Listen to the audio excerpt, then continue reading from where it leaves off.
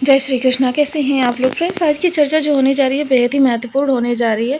आज हम चर्चा करने जा रहे हैं 29 मार्च को जो ग्रहण होने जा रहा है उसके बारे में। ग्रहण होगा, लेकिन हमने 30 मार्च की डेट इसलिए लिखी क्योंकि ग्रहण के बाद 12 घंटे सूतक काल रहता है, जिस दौरान सूर्यदेव किसी भी प्रकार के आपको प्रभाव नहीं प्रदान करेंगे, ना तो नकारात्मक ना ही सकारात्मक। जब आपके लिए ये प्रभाव प्रारंभ होंगे 30 तारीख से, तो उसी की चर्चा करने वाले हैं। और ग्रहण काल के तुरंत बाद शनिदेव भी अपना राशि परिवर्तन करेंगे। ग्रहण काल देखिए 2:21 से लेकर 4:55 तक रहने वाला है, जो कि भारत के अंदर नहीं दिखाई देगा। तो यानी कि आपके लिए कोई विशेष इसका प्रभाव नहीं, लेकिन 9 ग्रहों पर इसका विशेष प्रभाव पड़ेगा क्योंकि सूर्य जो ग्रहों के राजा है और ये आपका 2025 का प्रथम सूर्य ग्रहण है। तो इस दौरान जो भी कार्य निषेध है वो कार्य आप ना करें। और इसके बाद देखिए 6:55 पर शनिदेव भी राशि परिवर्तन करके इस भाव में आ जाएंगे, जो कि आपकी लग्नगत है। मीन राशि इस समय पर बहुत सारे ग्रहों का प्रभाव आप पर देखा जाएगा, और ये चूंकि आपकी लग्नगत गोचर कर रहेंगे तो लग्न में आपके इन ग्रहों का प्रभाव बहुत ज़्यादा विशेष रहने वाला है, क्योंकि लग्न आप स्वयं हैं। और जब आप पर किसी चीज़ का इफेक्ट पड़ता है तो वो आपके लिए बेहद ही महत्वपूर्ण हो जाता है। तो यहाँ पर देखिए आपके लिए कुछ विशेष स्थितियाँ निकल कर आने वाली हैं, उनके बारे में पूर्णतया चर्चा करेंगे। तो बने रहिए हमारे साथ इस वीडियो में एंड तक, स्टेप बाय स्टेप सारी चीज़ों को समझेंगे। सूर्य जो कि आत्मा के कारक हैं, आत्मशक्ति के कारक हैं, पिता के कारक हैं, आरोग्यता के कारक हैं। नौकरी चाहे आप प्राइवेट सेक्टर में कर रहे हैं या फिर गवर्नमेंटेड सेक्टर में, नौकरी के कारक हैं। नौकरी में उत्तरोत्तर सफलता के कारक हैं, प्रमोशंस के कारक हैं, आपकी पिता के कारक हैं, आरोग्यता के कारक हैं, आंखों के कारक हैं, हृदय के कारक हैं। तो सूर्यदेव के पास देखिए सबसे महत्वपूर्ण कारक चीज़ें हैं, क्योंकि सूर्य ग्रहों के राजा हैं और इन चीज़ों पर अपना प्रभाव जो डालते हुए दिखाई देते हैं। इसके अतिरिक्त अगर कहें तो इसी समय आपके जो लग्नगत गोचर हो रहा है वो आपके देखिए राहु, शुक्र, बुध और सूर्य का गोचर हो रहा है।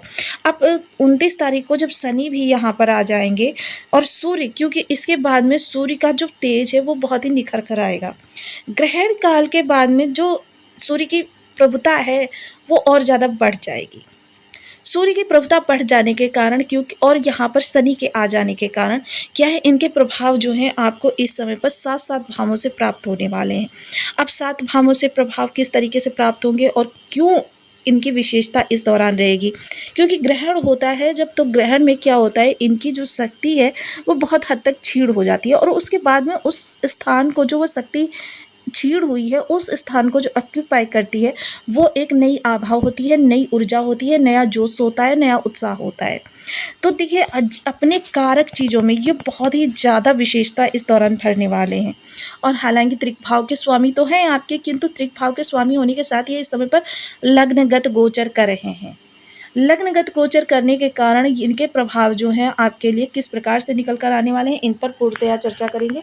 देखिए शनि के यहाँ आ जाने से पंचग्रही योग बनेगा और 29 तारीख को ही चंद्रमा का भी यहाँ से गोचर होगा।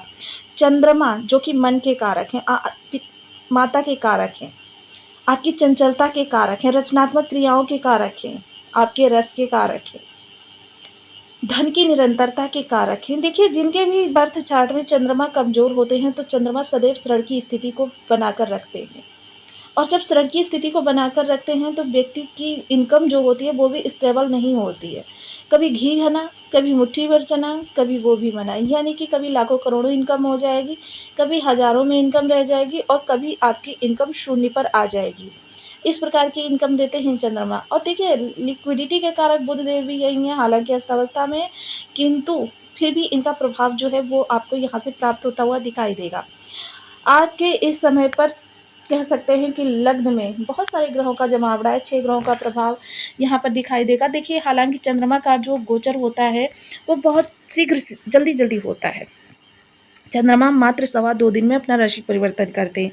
जहाँ शनि देखिए एक चक्र पूरा करने में 30 वर्ष लगाते हैं, वहीं चंद्रदेव अपना पूरा एक चक्र पूरा करने में 28 दिन लगाते हैं। तो ये प्रभाव आपके लिए कुछ विशेष निकल कर आने वाले हैं। अब यहाँ पर देखिए राहु सूर्य की जो युति होगी उसका भी आपको प्रभाव प्राप्त होगा।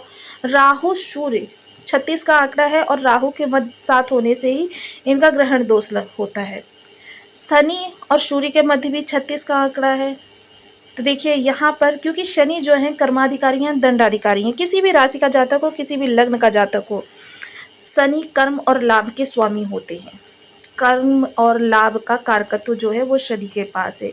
शनि देखिए दंडाधिकारी हैं और सूर्य के साथ, क्योंकि ये पिता और पुत्र है और पिता और पुत्र के मध्य 36 का आंकड़ा होना, देखिए क्योंकि शनि अपने दंड विधान के लिए अपने और पराये का भेद नहीं करते हैं। दंड देने के लिए या न्याय का अनुशासन बनाए रखने के लिए इन्हें किसी भी स्थिति में जाना पड़े तो ये बिल्कुल भी पीछे नहीं हटते।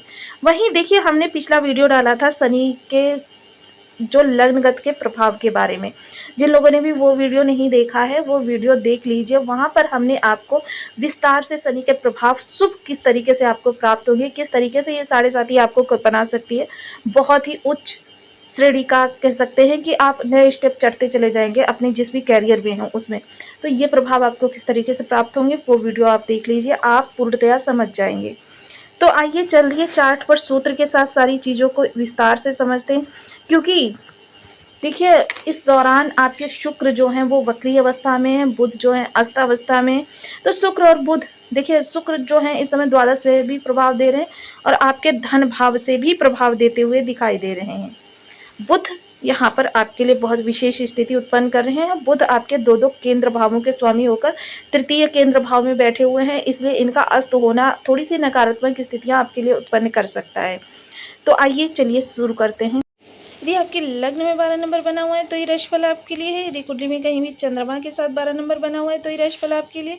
कुंडली ना होने की स्थिति में आप इसे नाम राशि से भी देख सकते हैं।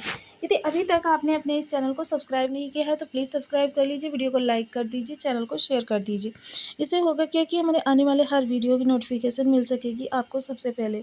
एक प्यारा सा कमेंट करना बिल्कुल ना भूलें। कमेंट से हमें बहुत मोटिवेशन मिलता है, हौसला मिलता है और ये पता चलता है आप और क्या जानना चाहते हैं। तो देखिए इस समय आपके जो तृतीय भाव से गोचर कर रहे हैं गुरु कर रहे हैं और चतुर्थ भाव से गोचर कर रहे हैं मंगल। सप्तम भाव में बैठे हुए हैं केतु, बाकी अन्य 6 ग्रह बैठे हुए हैं आपके लग्नगत। 6 ग्रहों का प्रभाव आपके लग्न से प्राप्त होने वाला है। इस समय आपके देखिए सूर्य का प्रभाव आपके लिए नई ऊर्जा, नया उत्साह भरने वाला होगा। कार्यों को आप पूरे जोश और खरोश से करते हुए दिखाई देंगे। इस समय आपके अंदर नेतृत्व क्षमता का भी विकास होता हुआ देखा जाएगा। हालांकि देखिए इस समय शनि के प्रभाव जो होंगे वो आपके अंदर आलस्य उत्पन्न करने की कोशिश करेंगे। राहु जो है उन्माद उत्पन्न करने की कोशिश करेंगे। राहु जो है व्यसन के कारक भी माने जाते हैं। तो इस दौरान इन सब चीज़ों से सतर्क रहना है। अपने कार्य पर फोकस करने के लिए, एकाग्रचित्ता प्रदान करने के लिए सूर्यदेव महाराज यहाँ पर विराजमान हैं। तो ये समय काल जो रहेगा आपकी एकाग्रचित्ता को बढ़ाने के लिए रहेगा।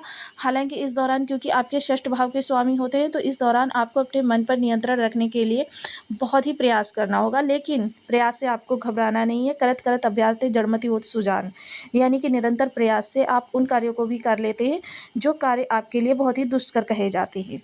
तो यहाँ पर देखिए सूर्य के प्रभाव आपके लिए बहुत ही उत्तम होने वाले हैं। अब सूर्य के प्रभाव प्राप्त कहाँ कहाँ से होंगे, जैसा कि हमने आपके लिए टाइटल में लिख रखा है 7 भावों से प्रभाव प्राप्त होने वाले।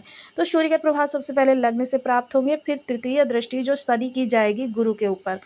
देखिए यहाँ पर शनि की गुरु के ऊपर दृष्टि जाना तो बहुत ही उत्तम है, किंतु शनि के साथ ही राहु की भी दृष्टि जाएगी, जिसके प्रभाव से राहु क्या है गुरु को विचलित करने का कार्य करेंगे। किंतु देखिए आपने ज्योतिष का अगर सूत्र ये पढ़ा हो कि राहु गुरु के प्रभाव में हो या गुरु राहु के प्रभाव में हो, दोनों ही तरीके से ये स्थितियां उत्तम बनती हैं। बस आप गुरु को सबल करते रहिए, आप सात्विक रहिए। राहु के प्रभाव गुरु के प्रभाव के साथ मिलकर बहुत ही उत्तम प्रभाव प्रदान करते हैं। इस गोचर काल को आप अपने लिए बहुत ही उत्तम बना सकते हैं। वहीं देखिए ये तृतीय दृष्टि जाएगी, 2 भाव हो गए। अब राहु के माध्यम से पंचम दृष्टि जाएगी ज्ञान भाव पर, सप्तम दृष्टि जाएगी आपके, क्योंकि सप्तम दृष्टि देखिए हर ग्रह के पास है। और दृष्टि युति संबंध के बारे में अगर हम कहें तो जब एक ग्रह का जहाँ प्रभाव जा रहा है वहाँ अन्य ग्रहों का भी प्रभाव माना जाएगा। इसके अलावा देखिए नवम दृष्टि भाग्य भाव पर और दसम दृष्टि सीधे कर्म भाव पर। तो ये इतनी दृष्टियाँ होंगी। इसके अलावा ये आपके षष्ठ भाव के स्वामी भी हैं। तो षष्ठ भाव के स्वामी होने के कारण देखिए ये इस समय आपके अंदर प्रतिरोधक क्षमता बढ़ाएंगे, क्योंकि इनके अंदर क्या है कि इस समय पर ये नई आभा और नई ऊर्जा लिए हुए हैं। तो इस समय आपके अंदर प्रतिरोधक क्षमता का भी विकास होगा, यानी लड़ने की ताकत। आपके अंदर आएगी, डेयरिंग पावर आपके अंदर आएगी। आप उन कार्यों को करने के लिए अग्रसर होंगे जो कार्य अभी तक करने से आप डरते थे। यानी कि बहुत से लोग ऐसे होते हैं, किसी से बात करने के लिए हिचकते हैं, अधिकारी वर्ग के सामने से जाने से डरते हैं। इस स्थिति में जो ये आपके 1 माह का समय होगा, आप अपनी बात कहने से बिल्कुल नहीं हिचकिचाएँगे, क्योंकि ज़्यादातर क्या है, परेशानी उत्पन्न होने का कारण यही होता है कि बहुत से लोग अपनी बात को सही तरीके से नहीं रख पाते। इस समय क्या है कि आप, क्योंकि आपके इस समय मंगल देव भी देखिए राशि परिवर्तन करेंगे और बुध देव भी उदित अवस्था में आएँगे। जब बुध देव उदित अवस्था में आ जाएँगे, उसके बाद जब आप बात को कहेंगे, तो आप बात को बहुत ज़्यादा बढ़ाएँगे नहीं, बल्कि सीमित शब्दों में, सटीक शब्दों में अपनी बात को प्रभावी ढंग से लोगों के सामने रखने की आपकी इस दौरान क्या है, शासन प्रशासन से जुड़े हुए लोगों के लिए बहुत अच्छा समय। जो अधिकारी वर्ग की तैयारी कर रहे हैं, अधिकारी वर्ग से जुड़ना चाहते हैं, या अधिकारी वर्ग से उन्हें कोई आपको कार्य निकलवाना है, या शासन प्रशासन से किसी प्रकार का कार्य निकलवाना है, उन लोगों के लिए बहुत ही अच्छा समय काल रहने वाला है। स्टूडेंट वर्ग के लिए बहुत अच्छा समय काल रहेगा, बिल्कुल डाइवर्ट नहीं होंगे। हालांकि देखिए इस दौरान सात्विक रहेंगे तभी ये स्थितियां आपके लिए क्रिएट होंगी, क्योंकि इस दौरान क्या है, राहु का भी प्रभाव जा रहा है। राहु भ्रम के लिए और आपको भटकाने के लिए और माया डालने के लिए, चक्रव्यूह रचने के लिए जाने जाते हैं। तो राहु को यहाँ पर हमें गुरु के प्रभाव से राहु को कमज़ोर करना है। तो ये चीज़ें कर लेंगे तो आपके लिए यह समय काल बहुत ही उत्तम रहने वाला है। और प्रभाव जो आपको प्राप्त होंगे वो अचानक प्राप्त होंगे।